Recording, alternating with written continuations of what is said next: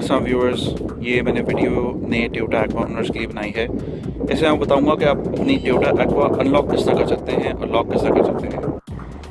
पहला तरीका ये है कि आप अपनी कीलेस एंट्री का इस्तेमाल करें। ऊपर लॉक बटन दिया गया है, लॉक बटन और अनलॉक बटन।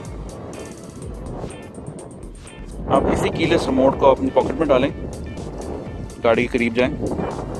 लॉक करने के लिए इन दो लाइंस पे दबाएं बटन,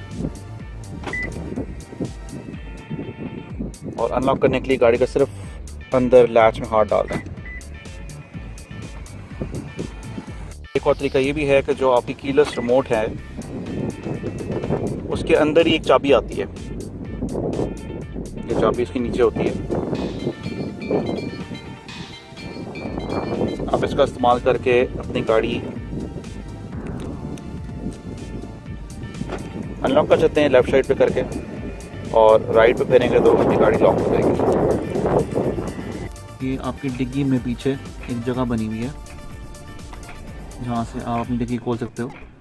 जब आप इस बटन को दबाओगे तो आपकी कार लॉक हो जाएगी इस बटन को, और जब आप इस बटन को दबाएंगे तो आपकी कार खुल गई और डिग्गी भी खुल गई।